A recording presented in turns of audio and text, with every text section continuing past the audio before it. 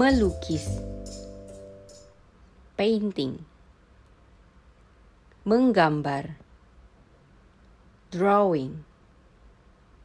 menjahit, sewing, main musik, playing music, olahraga,